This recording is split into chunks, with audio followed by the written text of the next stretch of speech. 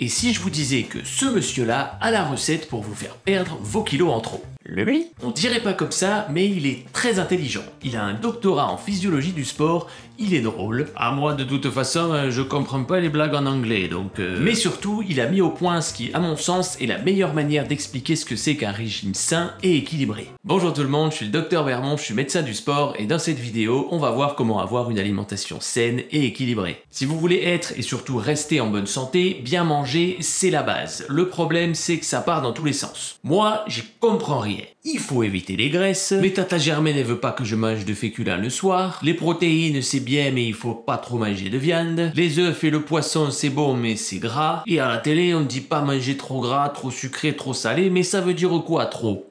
Pas facile hein? Mais voilà l'idée du Dr Mike. Il a fait une représentation de l'alimentation saine sous forme d'une pyramide. Plus la surface du niveau en question est grande, plus c'est important. Tout en bas, on a l'équilibre calorique, qui est de loin le facteur le plus important. Peu importe que vous soyez végétarien, vegan, carnivore, sans gluten, sans lactose, sans FODMAPs ou sans cerveau, si vous mangez trop de calories, vous allez grossir. Et être gros, c'est pas bon pour la santé.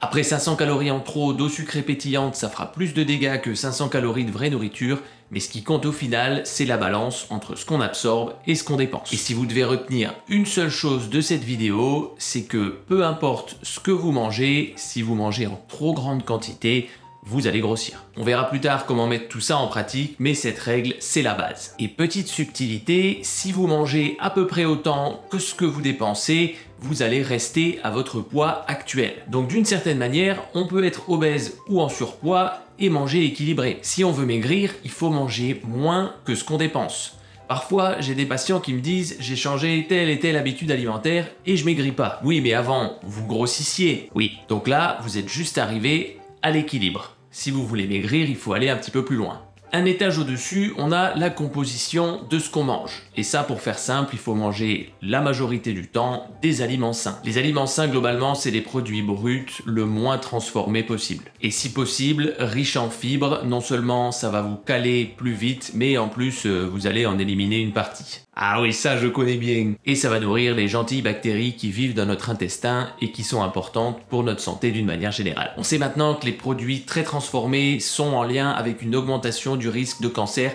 et de maladies pas drôle du tout. Donc globalement, même si vous mangez la bonne quantité, si vous avez un bon équilibre calorique, essayez de manger des produits le plus brut, le plus naturel possible. Mais ce que j'aime bien dans son approche, c'est qu'il dit manger en majorité des aliments sains. La bouffe, c'est aussi une source de plaisir, c'est des moments sociaux où on va partager un repas, et c'est parfois juste du carburant qu'on mange parce que là, on n'a pas le temps. Manger en majorité des aliments sains, ça veut pas dire qu'on va devenir des acharnés à faire des évictions, ça veut juste dire que, le plus souvent, on mange des aliments sains, mais on se laisse une certaine marge de manœuvre. On reviendra plus en détail sur ces deux points dans de futures vidéos, donc si ça vous branche, n'oubliez pas de vous abonner. Le troisième étage, c'est les macronutriments. Manger la bonne quantité de graisses, de protéines et de glucides. Si vous avez une alimentation variée, que vous mangez de tout ou de presque tout, et que vous mangez principalement des produits bruts, globalement, ça va se faire tout seul. Et c'est pour ça que ça représente une aussi petite surface sur la pyramide. Dans l'idéal, on veut manger une bonne quantité de protéines, environ 1 à 1,5 g par kilo de poids corporel par jour, pour aider à la synthèse des muscles, mais aussi des os et de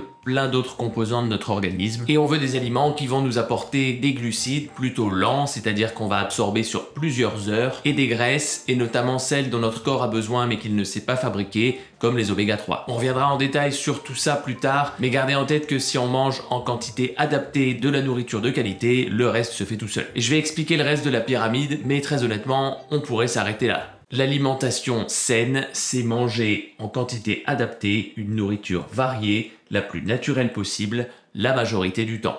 Ensuite, en tout petit, on a le timing. Est-ce que manger en plusieurs fois répartis sur la journée ou faire du jeûne, c'est mieux?